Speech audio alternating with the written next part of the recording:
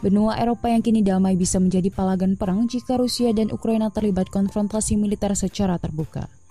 Tensi tinggi di perbatasan kedua negara yang diikuti dengan penumpukan tentara dan senjata-senjata berat membuat khawatir banyak pihak.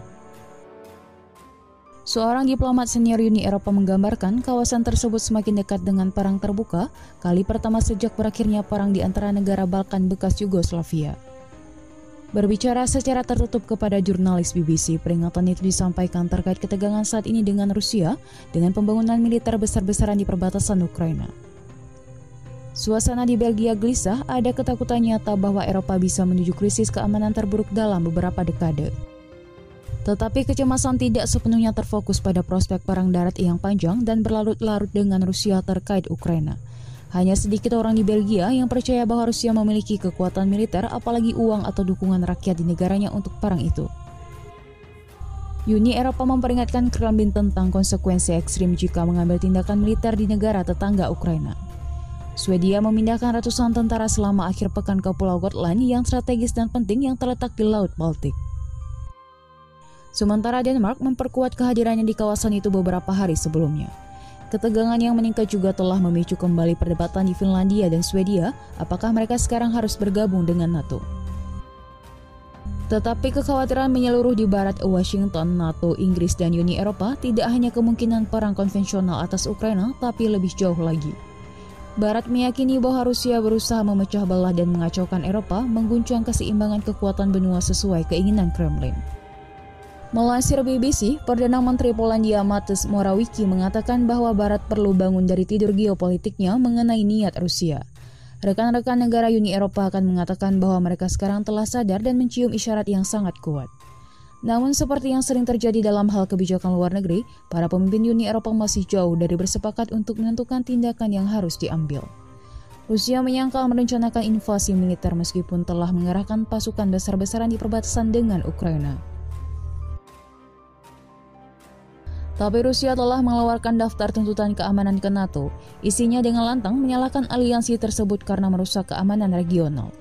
Vladimir Putin menegaskan antara lain menuntut NATO melarang Ukraina dan negara-negara bekas Soviet lainnya menjadi anggota organisasi tersebut. NATO dengan tegas menolak tuntutan tersebut. 3 pertemuan puncak yang diadakan selama sekitar seminggu terakhir antara Rusia dan Sekutu Barat pun gagal menemukan. Tetapi Barat yang percaya Kremlin berinvestasi terlalu banyak dalam manuver publiknya di Ukraina mendesak Rusia mundur sekarang tanpa tuntutan apapun.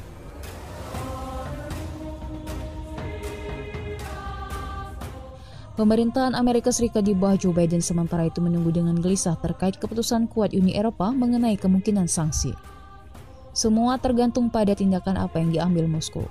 Apakah ada serangan militer ke Ukraina, serangan dunia maya, kampanye disinformasi atau seperti yang dianggap paling mungkin campuran serangan hibrida? Uni Eropa yang optimis memperkirakan blok tersebut akan menyetujui serangkaian kemungkinan sanksi pada 24 Januari pada pertemuan para menteri luar negeri berikutnya, tapi itu jauh dari jaminan. Sejumlah negara Uni Eropa sedang membicarakan tentang dampak sanksi pada ekonominya masing-masing. Brussel biasanya membahas pembagian beban, tetapi hasil dari negosiasi itu mungkin tidak menyenangkan semua orang. Ada juga kekhawatiran luas di negara-negara Uni Eropa tentang pasokan gas dari Rusia. Apalagi mengingat harga yang sudah begitu tinggi untuk rumah tangga Eropa musim dingin ini. Washington mengatakan sedang mencari cara untuk mengurangi dampak pada pasokan energi. Mereka ingin mempercepat Uni Eropa untuk menyetujui posisi tegas mengenai sanksi. Namun soal kebijakan luar negeri, persetujuan harus pula di antara negara-negara anggotanya. Washington menegaskan mereka tidak bisa lagi membuang waktu karena Kremlin sedang mempertimbangkan operasi bendera palsu, menyusun rencana mengambil opsi mengarang dalih untuk invasi, yaitu menyalahkan Ukraina atas serangan yang akan dilakukan Rusia.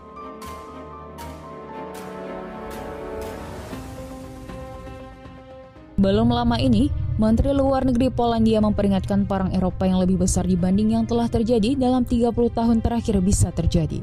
Berbicara di depan utusan dari 57 anggota Organisasi untuk Keamanan dan Kerjasama di Eropa atau OSCE, Menteri Luar Negeri Polandia, Zbigniew Rau tidak menyebut nama Rusia. Tampaknya, resiko perang di wilayah OSCE sekarang lebih besar daripada sebelumnya dalam 30 tahun terakhir, kata Rau dalam pidato yang menguraikan prioritas negaranya saat memegang jabatan ketua bergilir OSCE tahun ini. Selama beberapa minggu terakhir, kami telah dihadapkan dengan prospek eskalasi militer besar di Eropa Timur, ungkapnya seperti dikutip Reuters. Polandia adalah salah satu anggota NATO yang paling hawkish dalam menghadapi apa yang mereka lihat sebagai ambisi revisionis Rusia di Eropa Timur. Kita harus fokus pada resolusi damai konflik di dalam dan sekitar Ukraina, tambah Rau, menyerukan penghormatan penuh terhadap kedaulatan, integritas teritorial, dan persatuan Ukraina di dalam perbatasannya yang diakui secara internasional. Rusia telah mengerahkan lebih dari 100.000 tentara di dekat perbatasannya dengan Ukraina yang telah memerangi separatis yang didukung Moskow di timur wilayahnya.